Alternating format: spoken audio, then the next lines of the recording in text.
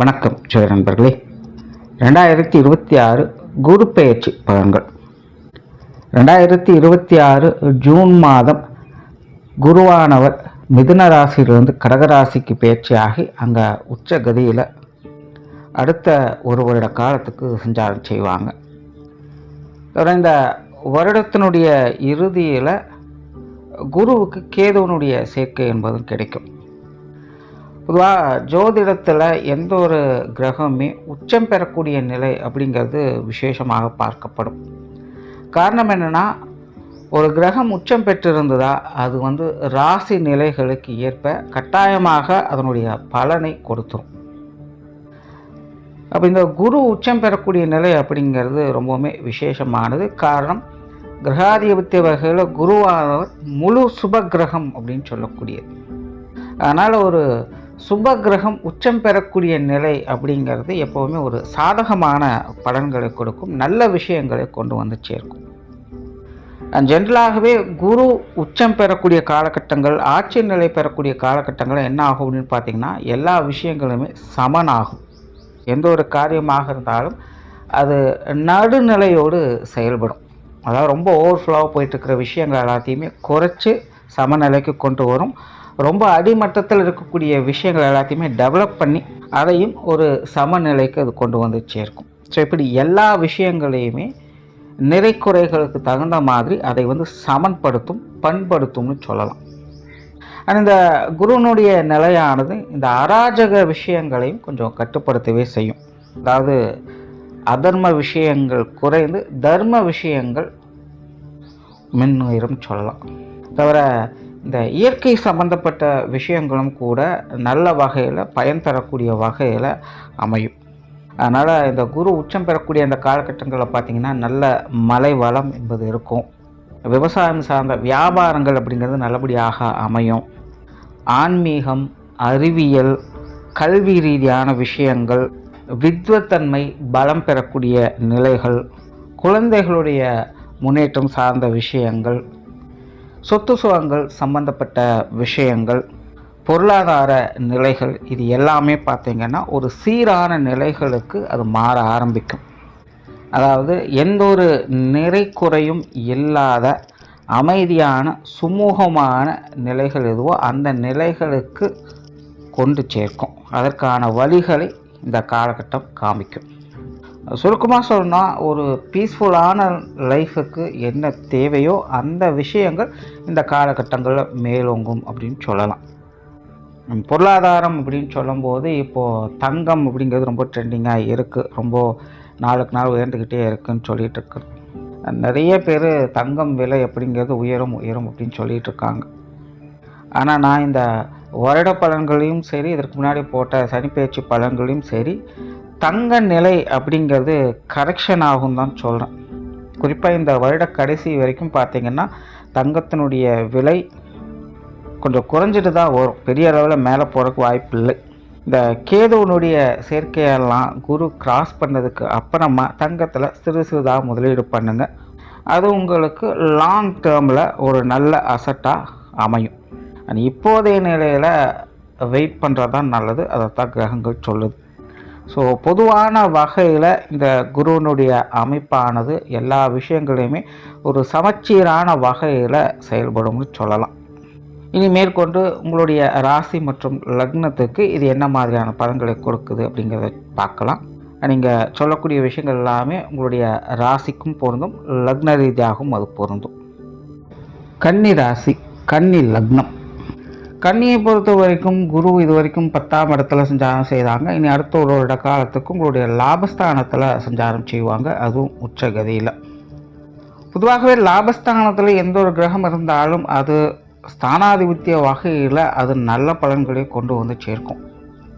அப்படி கன்னிக்கு உங்களுடைய லாபஸ்தானத்தில் குருவானது உச்சம் பெற்ற நிலைகளில் சஞ்சாரம் செய்யக்கூடிய இந்த காலகட்டம் ரொம்பவுமே ஒரு சாதகமான நிலைகளாக பார்க்கப்படுது. ஸோ கன்னி ராசி, கன்னி லக்னக்காரங்களுக்கு எதிர்பாராத அதிர்ஷ்டம், யோகம் போன்ற நிலைகள்லாம் இந்த காலகட்டங்களில் உண்டு. குறிப்பாக இந்த சொத்து சுகங்கள் வகையில், வீடு நிலவரங்கள் சம்மந்தப்பட்ட விஷயங்களில், குழந்தைகள் சம்மந்தப்பட்ட விஷயங்களில் கல்வி வித்தை சம்பந்தப்பட்ட விஷயங்களில் கன்னி ராசி கன்னி லக்னக்காரங்களுக்கு ஒரு சாதகமான அமைப்புகளை இந்த காலகட்டங்களில் பார்க்கலாம். அதே போல் இது சார்ந்த சுப விசேஷங்கள் காரியங்கள் போன்ற நிலைகளையும் இந்த காலகட்டங்களில் நீங்கள் பார்க்கலாம்.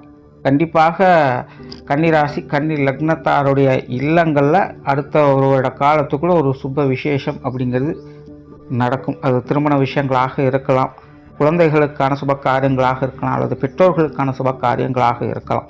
ஸோ ஏதோ ஒரு சுப காரியங்கள் சுப விசேஷங்கள் அப்படிங்கிறது உங்களுடைய இல்லங்களில் நடைபெறும். பட் அதே நேரம் இது எல்லாமே கொஞ்சம் அலைச்சல் தரக்கூடிய விஷயங்களாகவும் மாறும். அதாவது கிரகாதிபத்திய வகையில் பார்க்கும் பொழுது கன்னிக்கு குரு எப்போவுமே சாதகமான நிலைகள் தான். பட் அதுவே ஸ்தானாதிபத்திய வகையில் பார்க்கும் பொழுது குருவானவர் பாதகாதிபதியாகவும் வருவாங்க. ஸோ பாதகாதிபதி லாபஸ்தானத்தில் அது முச்சம் பெற்ற நிலைகள் சஞ்சாரம் செய்யும் பொழுது கண்டிப்பாக லாபங்கள் ஆதாயங்களுக்கு குறைவு இருக்காது. ஆனால் அது சின்ன பாதகமான விஷயங்களும் உடன் செஞ்சுக்கிட்டு தான் இருக்கும். கொஞ்சம் அதனுடைய குடும்பத்தனத்தையும் சேட்டையும் காமிச்சுக்கிட்டு தான் இருக்கும். அதனால் கன்னிராசி கன்னி லக்னத்தை பொறுத்த வரைக்கும் எல்லாமே ஓகே தான். பட் அதை கேர்லெஸ்ஸாக டீல் பண்ணாதீங்க. எதுவாக இருந்தாலும் கொஞ்சம் கண்ணும் கருத்துமாக பார்த்துக்கங்க. குறிப்பாக குருவை பொறுத்த வரைக்கும் பெரிய இக்கட்டான விஷயங்கள் எதுவும் செய்ய மாட்டார். நெகட்டிவான விஷயங்கள் எதுவும் அவ்வளோ சீக்கிரம் செய்யறது இல்லை. ஆனால் குருவை பொறுத்த வரைக்கும் கொஞ்சம் ட்ரிக்காக சில விஷயங்களை செய்யும். என்னென்னா டைம் டிலே பண்ணி விட்டுடும். ஸோ குருவை பொறுத்த வரைக்கும் கெட்டதை செய்கிறது அப்படிங்கிறது நேரடியாக செய்கிறது இல்லை. அதற்கு பதிலாக நல்லதை கால தாமதப்படுத்தி அது கொடுக்கும்.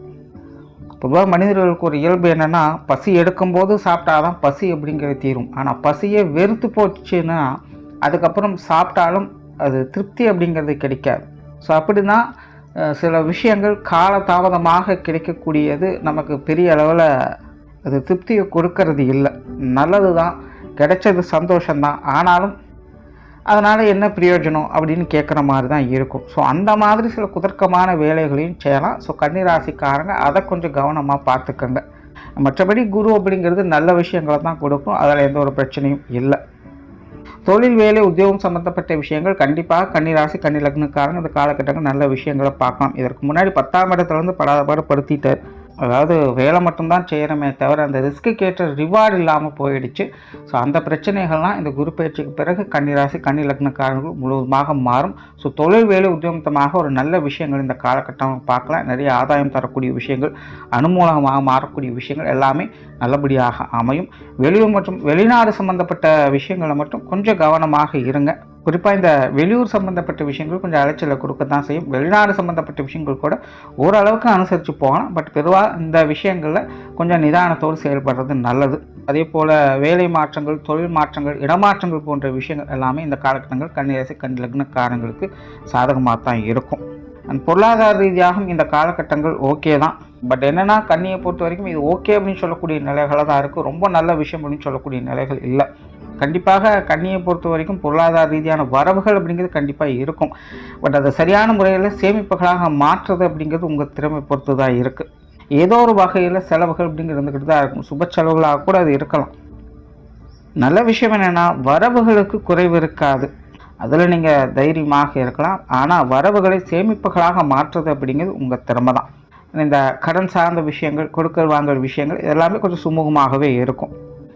சொத்து சுகங்கள், வீடு நிறுவனங்கள் சம்மந்தப்பட்ட விஷயங்கள் இது எல்லாத்துலேயுமே ஒரு சாதகமான அமைப்புகள் தான். பட் முன்னாடி சொன்ன மாதிரி கொஞ்சம் டிஸ்டர்பன்ஸ் அப்படிங்கிறது இருக்கத்தான் செய்யும்.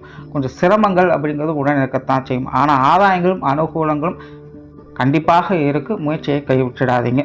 குறிப்பாக இந்த அசட் மூலமாக வருமானம் பெறக்கூடிய அமைப்புகள்லாம் இந்த காலகட்டங்களில் சிறப்பாக இருக்குது. அதே போல் இந்த அசட் மூலமாக கைமாற்றக்கூடிய விஷயங்கள் எல்லாமே இந்த காலகட்டங்களில் சிறப்பாகவே இருக்கும். குடும்ப விஷயங்கள், காரியங்கள் இந்த காலகட்டங்களில் ஓகே தான். குடும்ப தேவைகள் அப்படிங்கிறது பூர்த்தியாகும். குடும்பத்துக்குள்ளே ஒரு சுமூகமான சூழ்நிலைகள் அப்படிங்கிறது நிலவும். அதாவது ரொம்ப கலகலப்பாக இருக்கும் அப்படின்னு சொல்ல முடியாது. பட் அதே நேரம் ரொம்ப சங்கடத்தோடு பிரச்சனையோடு இருக்கும் அப்படின்னு சொல்ல முடியாது. குடும்ப வாழ்க்கை அப்படிங்கிறது அமைதியாக சுமூகமாக போய்கிட்டு இருக்கும். குடும்ப உறவுகளுக்குள்ளேயுமே ஒரு அனுசரியான நிலைகளை எதிர்பார்க்கலாம். பெருசாக எந்த ஒரு கான்ட்ரவர்சியான விஷயங்கள் அப்படிங்கிறதெல்லாம் இருக்காது. பட் அதே நேரம் குடும்ப உறவுகளை பொறுத்த வரைக்கும் எல்லாருமே பட்டும்படாமல் தொட்டும் தொடாமல் தான் செயல்பட்டு இருப்பாங்க. அது எந்த ஒரு உறவுகளாக இருந்தாலும் சரி. ரொம்ப கான்ட்ரவர்சியான விஷயங்கள் எதுவும் இல்லை அப்படிங்கிற ஒரு திருப்திகரமான நிலையாக பார்க்கப்படுது. திருமண அமைப்புகள், புத்திரவாக்கிய அமைப்புகள் இதெல்லாமே சிறப்பாக இருக்குது. கணவன் மனைவி உறவுகள், காதல் சம்பந்தப்பட்ட விஷயங்கள் இதெல்லாமே இந்த காலகட்டங்களில் நல்லபடியாகவே இருக்கும். குழந்தைகள் சம்பந்தப்பட்ட விஷயங்கள் காரியங்களும் இந்த காலகட்டங்களில் கன்னிராசிக்காரங்களுக்கு உறுதுணையாகவே இருக்குது. மாணவர்களுக்கு கல்வி வித்தை சம்பந்தப்பட்ட விஷயங்கள் இந்த காலகட்டம் ரொம்ப சிறப்பான வகையில் அமையும்.